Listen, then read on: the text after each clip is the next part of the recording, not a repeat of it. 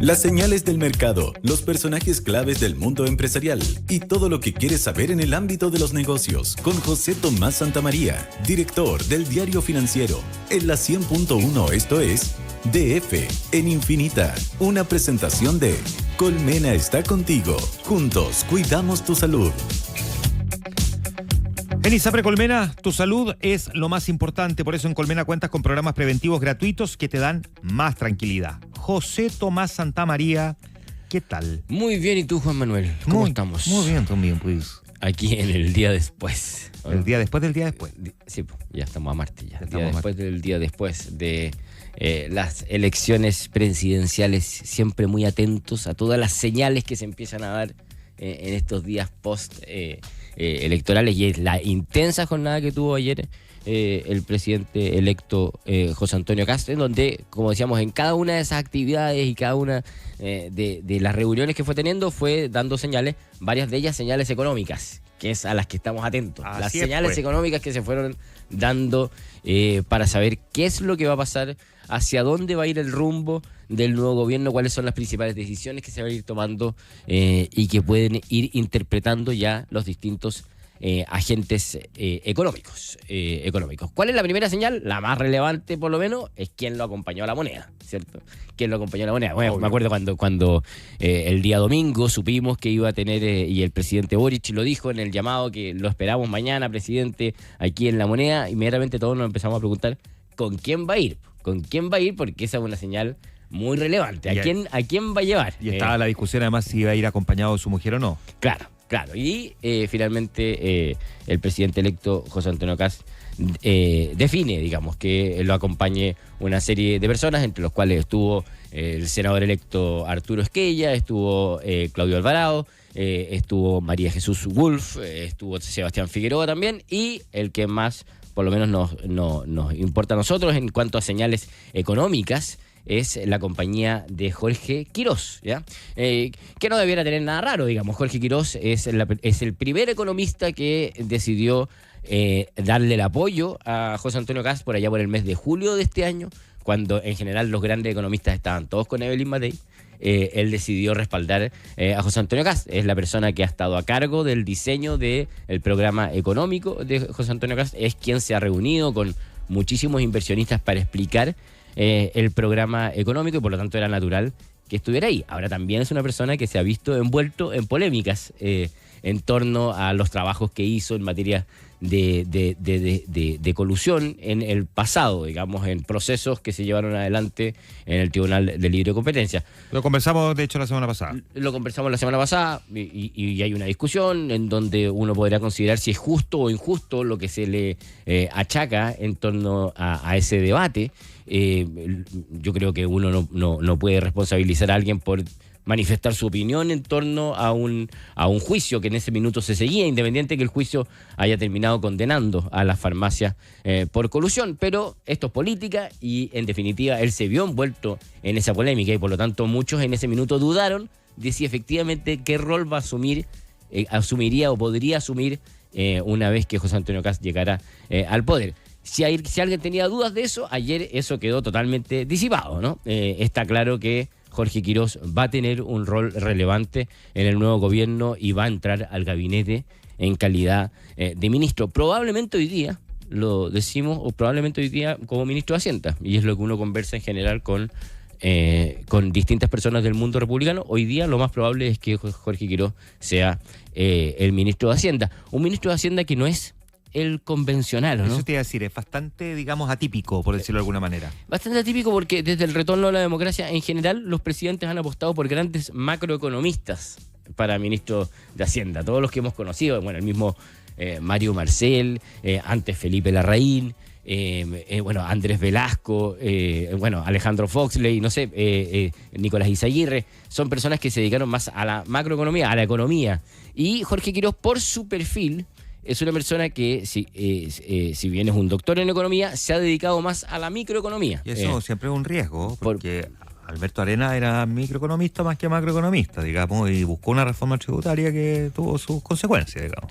Efectivamente, no era un perfil tal cual al macroeconomista tradicional, y es un riesgo. O sea, es algo que mucha gente te comenta y por eso muchos naturalmente ven a Jorge Quirós más en economía que en Hacienda, por ese perfil que tiene más de microeconomista. Por eso está esta teoría de que el presidente electo viajó a Buenos Aires a pedirle la venia a Milei para ver si convence a Daza para que él sea su ministro de Hacienda y Jorge Quirós asuma en Economía. Claro, que hagan dupla. Y que de hecho lo acompaña Quirós al presidente electo en este viaje que hizo hoy día en la mañana.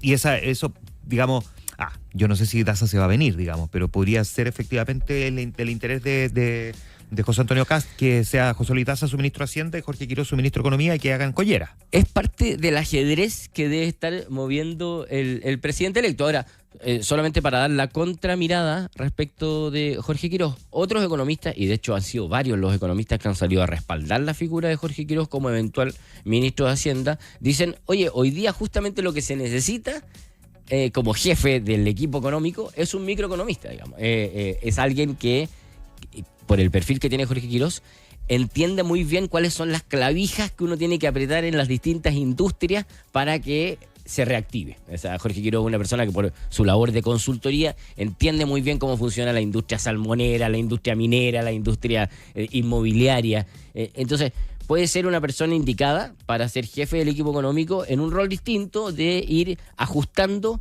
las distintas decisiones que uno puede ir tomando en términos de reglamentos, de decretos, que ayuden justamente a reactivarse la economía. Ahora, está esta otra figura en el ajedrez de José Luis Daza, que es el otro candidato, que es además, quien diría yo, es el favorito para el mundo republicano.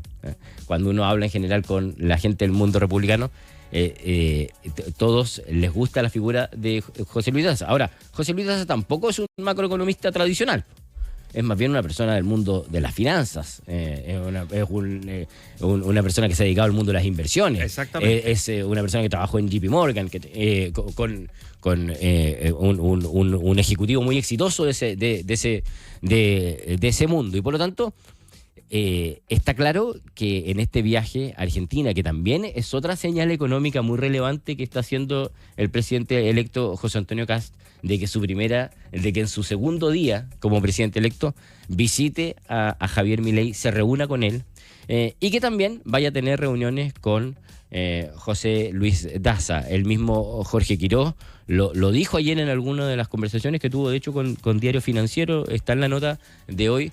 Él ve con muy buenos ojos que José Luis Daza se incorpore al equipo de José Antonio Kast y que se venga, y probablemente parte de las conversaciones que van a tener con él es tratar de convencerlo, porque efectivamente sería un nombramiento muy atractivo. José Luis Daza además es un gran comunicador, entonces probablemente sería un gran aporte para venirse al gobierno. ¿En qué figura? Tienen distintos diseños. Una posibilidad sería que Jorge Quirós fuera ministro de Hacienda y José Luis Daza un triministro de la reactivación que incorporara economía, minería, energía, claro, y una de la desregulación. O podría ser al revés, Daza en Hacienda y Quirós en este nuevo rol de superministro de la reactivación. Son distintos diseños. Ahora para que todo esto ocurra, puede que tengamos un ministerio de la reactivación, no sé si ese es el nombre, porque el nombre puede sonar bueno para adentro, pero para afuera es mala publicidad. Hay que buscarle un nombre. Claro, porque para afuera suena como que así como que Chile está en crisis, no es lo que te interesa, pero que tengamos un ministerio más robusto en el sentido de que aglutine detrás de una sola figura a obras públicas, por ejemplo, minería, energía y cuestiones como esa, podría eventualmente... Uno lo ha escuchado, no creo que sea el nombre que están pensando, pero uno ha escuchado más bien como el Ministerio de la Inversión. Claro.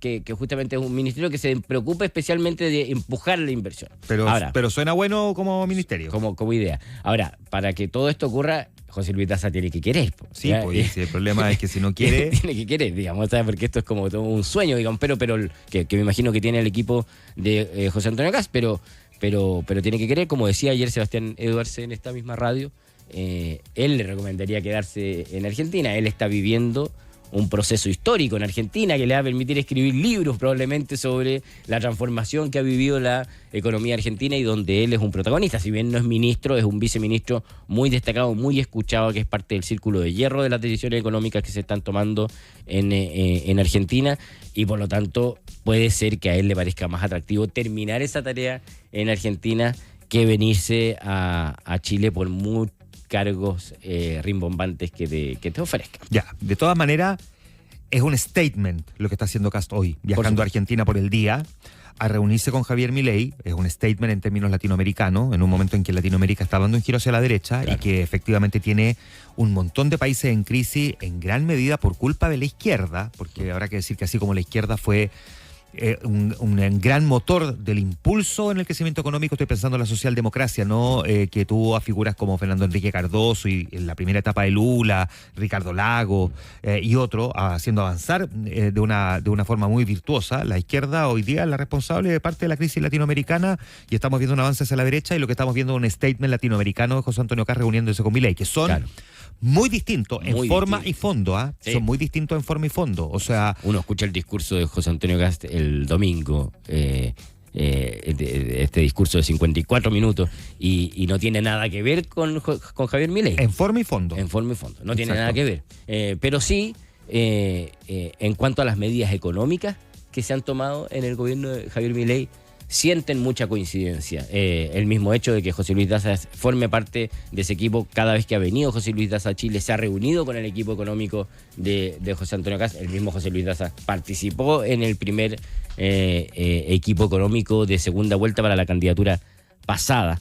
Digamos, y en ese espacio, yo creo, justamente en las reformas económicas hay coincidencia, y eso es un poco lo que van a buscar.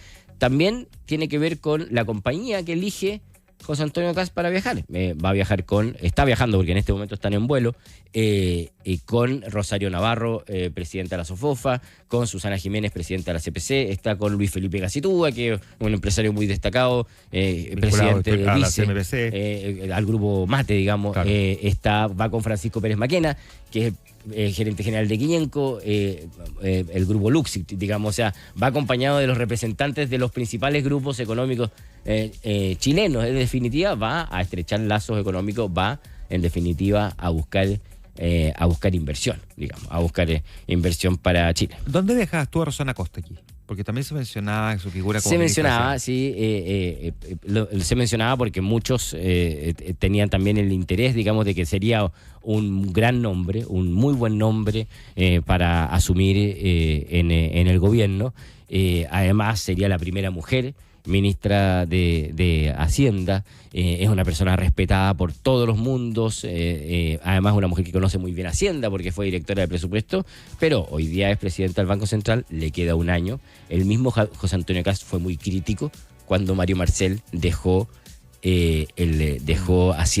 Banco Central para unirse como ministro de Hacienda de Gabriel Boric. Entonces se ve como una posibilidad hoy día más lejana, independiente de que a Rosana Costa le queda un año como presidenta del Banco Central, así que eventualmente para una segunda etapa del gobierno es que cambiar el ministro de Hacienda en el camino tampoco se está bueno, pero uno nunca sabe las cosas que puedan deparar el destino, digamos. Obvio. En el camino. Ahora, no solamente hay que llenar el cargo de ministro de Hacienda, hay que llenar un montón de cargos. El gobierno ya está analizando, por ejemplo, qué hacer con las 12 balas de plata. Las balas de plata. Que son esta oportunidad que te da el funcionamiento del Estado para, en los primeros 3 meses desde que llegas al poder nombrar, designar sin concurso, sacar a una persona de un cargo de alta dirección pública y nombrar a una persona en ese cargo. Entonces ahí como, está por ejemplo, director de servicio de impuestos internos o de aduana. O dirección del trabajo. No claro. sé, que tú, 12 cargos que a ti te parezcan tan relevantes que tú puedas, sin concurso público, sacar a la persona que está y nombrar a alguien de tu extrema confianza. Y en eso está hoy día, de hecho, Jorge Quiroz y su equipo viendo, y el presidente José Antonio Kast viendo a quiénes son esas personas, cuáles son esos cargos claves en los cuales debiera designar a personas de su confianza. Y lo otro, terminando los detalles de este plan Desafío 90, que es el que está a cargo de Bernardo Fontaine, otro economista muy destacado, y que está con este plan de cuáles son las medidas que se van a tomar en los primeros 90 días. El gobierno nuevo gobierno sabe que tiene que ser muy efectivo y que tiene que aprovechar cada minuto. Y por lo mismo entonces está con un gran plan de Desafío 90 que va a considerar cambios legislativos, como por ejemplo la idea es presentar en esos primeros 90 días la reforma tributaria que busca bajar el impuesto de 27 a 23% y además con beneficios para las empresas empleadoras. En esos primeros 90 días quiere también presentar un proyecto de ley con el tema de las contribuciones a la primera vivienda, con el fin de la contribución a la primera vivienda de manera paulatina y con foco primero en los adultos mayores. Son algunas de las medidas legislativas que se quieren presentar y también en esos primeros 90 días la idea es presentar decretos y medidas administrativas que no tengan que pasar por el Congreso y que ayuden a revitalizar la economía, ya sea en sistema de impacto ambiental, digamos, o en el sistema de permisos que ayuden a reactivar la economía. Claro, que básicamente el tema de la certeza jurídica, la disminución de los impuestos, avanzar más rápido en la permisología, digamos. Claro, cambios en monumentos nacionales, las típicas organizaciones que en general existe más reclamo en torno a su funcionamiento y al impacto que genera en las inversiones. José Tomás Santamaría, el director del Diario Financiero. Gracias, José. Nos estamos viendo. Muchas gracias. Chao. 8:03. Esto fue DF en Infinita con José Tomás Santamaría, director del Diario Financiero. Un espacio para conversar e informarse por la 100.1. Una presentación de Colmena está contigo. Juntos cuidamos tu salud.